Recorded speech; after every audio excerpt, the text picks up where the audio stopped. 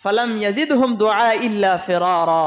আল্লাহকে বলেন, আল্লাহ আমার জাতিকে অনেক আমি অনুনয় বিনয় করে তাদেরকে আমি বললাম যে তোমরা ফিরে এসো, মহান আল্লাহ রাব্বুল আলামিনের ধর্মে প্রদক্ষিণ হয়ে যাও, নিজেকে পরিবর্তন করো। তারা আমার কথা শুনলো না। এই কথা যখন এই নালিশ যখন আল্লাহর কাছে করা হলো, আল্লাহ রাব্বুল আলামিন তার জাতিকে ধ্বংস করে দিলেন। আমাদেরকে এই সময় অনুযায়ী কতটা উন্নত হওয়া দরকার ছিল। বর্তমান যুগ হচ্ছে সায়েন্স এবং টেকনোলজির যুগ। তো এই যুগে প্রত্যেকটা বিষয়কে আমরা যেমন করে বুঝছি, আমাদের পূর্বেও কিন্তু অনেক মানুষ এইভাবে বোঝে নাই। তারা ভ্রমণ সম্পর্কে অনেক যাচাই বাছাই করেছে, কিন্তু মাইক্রোস্কোপ দিয়ে আমরা যেভাবে সেটাকে জুমিং করে সেটাকে যেমনভাবে দেখতে পারি, যেমন করে সে বিষয়ে গবেষণা করতে পারি, আমাদের পূর্বে ইয়া বানি ইসরাঈল আযকুরু নি'মাতি আল্লাতী আন'আমতু আলাইকুম ওয়া আন্নী ফাদ্দালতুকুম আলাল আলামিন। হে বানি ইসরাঈল, তোমরা স্মরণ করো সে সময়কে যখন আমি তোমাদেরকে পৃথিবীবাসীর উপর তোমাদেরকে প্রাধান্য দিয়েছিলাম। অতএব যদি আপনাদের মধ্যে কেউ কায়রো অতএব মিশর ভ্রমণ করে থাকেন, এখন বর্তমানে যে জেড প্লেন আমরা দেখতে পাচ্ছি, তো এর ক্যাটালগ অনেক আগে থেকেই সেখানে রয়েছে। হয়তো আজ আমরা মনে করছি এটা আবিষ্কার হয়েছে, কিন্তু বর্তমান সায়েন্স বিজ্ঞান বলছে এর আগেও হাজার হাজার বছর আগেও এর অস্তিত্ব ছিল।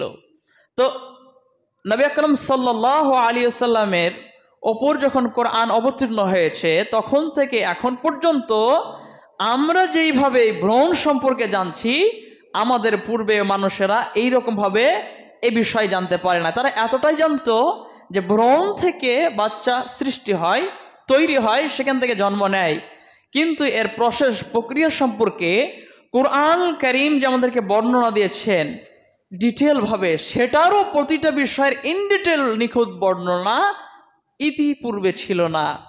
তাহলে আমরা অনেক উন্নত লাভ করলাম, অনেক জানলাম।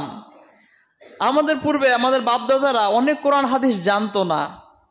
আলেম হওয়ার পরেও আলেমেরা যতটা না জানতো, আজ সাধারণ মানুষ অনেক আলেমের থেকে, সব আলেম বলছি না, অনেক ছোটোখাটো আলেমের থেকে সাধারণ মানুষ অনেক বেশি জানতে পারছে আমাদের হাতের স্মার্টফোনের মাধ্যমে।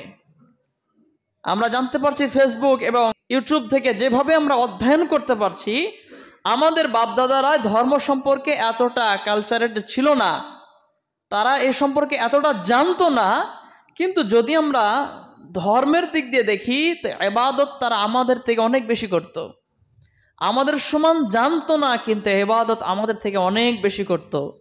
তাহাজ্জুদের নামাজ পড়তো। আজ যদি সমাজে বলা হয় তাহাজ্জুদের নামাজ, মানুষের ঠাট্টা করে, দেখেছো মৌলবি কি বলছে তাহাজ্জুদের নামাজ। এখন এই নামাজই হতে পারলাম না, তাহাজ্জুদের নামাজ বলছে যে।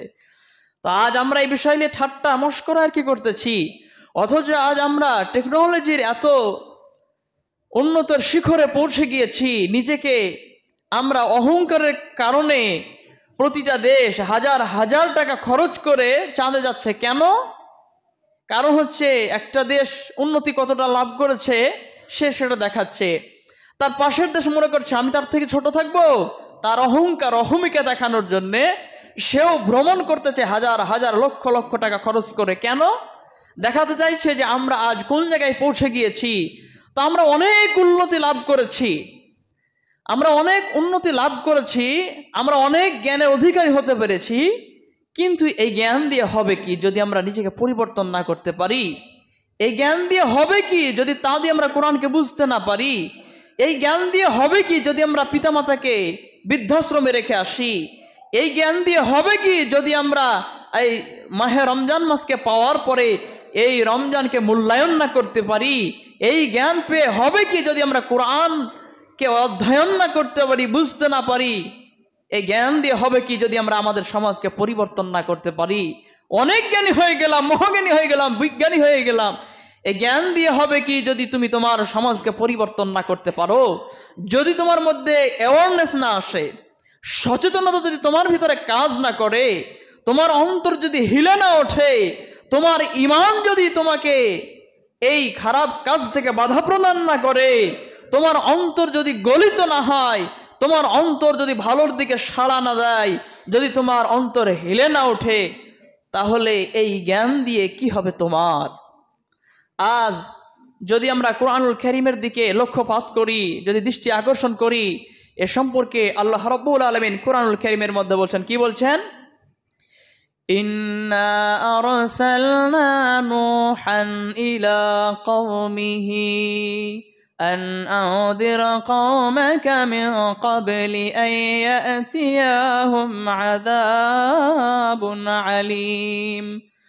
মহান আল্লাহ রাব্বুল আলামিন বলছেন, আমি নূহ আলাইহিস সালামকে তার জাতির কাছে প্রেরণ করলাম, পাঠালাম।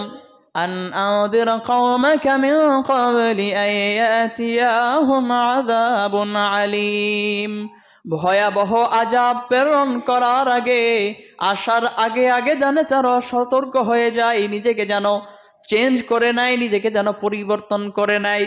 তাহলে আল্লাহ রাব্বুল আলামিন নূহ আলাইহিস সালামকে পাঠালেন তার জাতিকে পরিবর্তন করার জন্যে, তার জাতির কাছে প্রতিটা মেসেজ পাঠানোর জন্যে। মূসা আলাইহিস সালাম কি বললেন?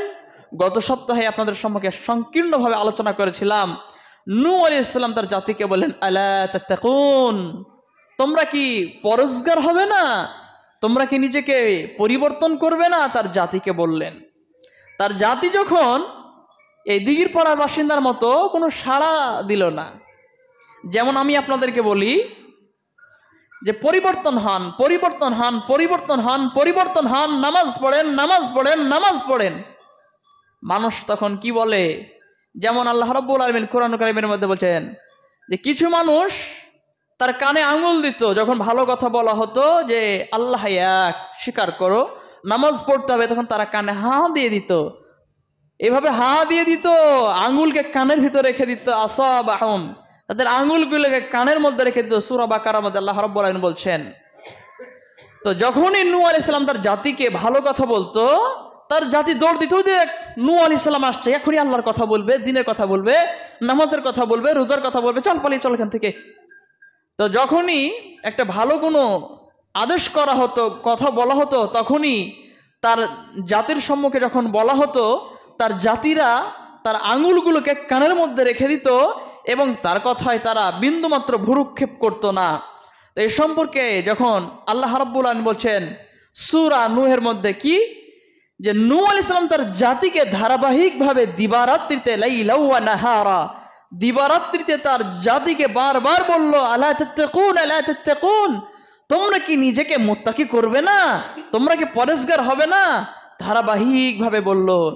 এরপরে যখন তার জাতি শুনল না, ফালাম ইয়াজিদহুম দুআ ইল্লা ফিরারা, আল্লাহকে বলেন, আল্লাহ আমার জাতিকে অনেক আমি অনুনয় বিনয় করে তাদেরকে আমি বললাম যে তোমরা ফিরে এসো, মহান আল্লাহ রাব্বুল আলামিনের ধর্মে প্রদক্ষিণ হয়ে যাও, নিজেকে পরিবর্তন করো, তারা আমার কথা শুনলো না। এই কথা যখন, এই নালিশ যখন আল্লাহর কাছে করা হলো, আল্লাহ রাব্বুল আলামিন তার জাতিকে ধ্বংস করে দিলেন, নূহ আলাইহিস সালামের জাতিকে ধ্বংস করে দিলেন।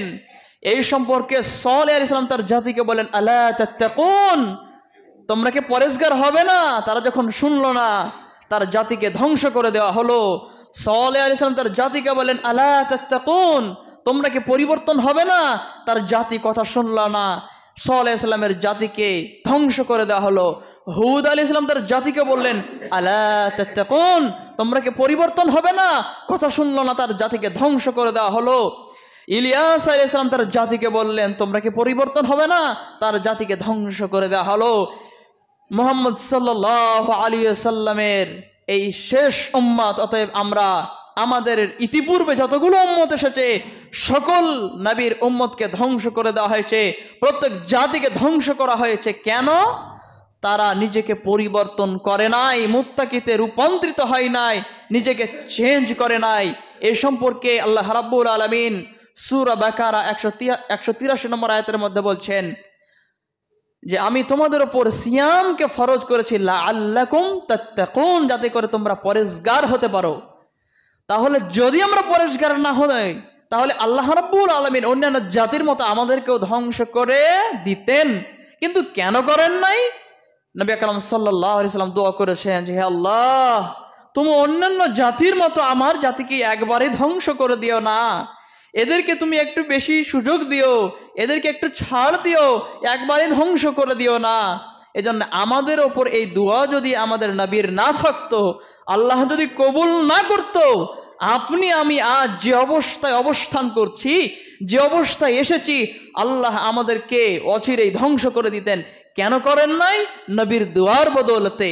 তাহলে নূহ আলাইহিস সালাম তার জাতিকে বললেন আলা তাত্তাকুন, সালেহ আলাইহিস সালাম তার জাতিকে বললেন আলা তাত্তাকুন, হুদ আলাইহিস সালাম তার জাতিকে বললেন আলা তাত্তাকুন, ইলিয়াস আলাইহিস সালাম তার জাতিকে বললেন তোমরা কি মুত্তাকি হবে না? আমি আমার জাতিকে, মুহাম্মদ সাল্লাল্লাহু আলাইহি ওয়াসাল্লামের জাতিকে, আমার দিঘির পাড়ার বাসিন্দাকে বলছি আলা তাত্তাকুন, তোমরা কি পরিবর্তন হবে না? আল্লাহ রাব্বুল আলামিন এই জাতিকে বলছেন লাআল্লাকুম তাত্তাকুন, এই সিয়াম তোমাদের উপর এই জন্য ফরজ করা হয়েছে যাতে করে তোমরা পরেজগার হতে পারো।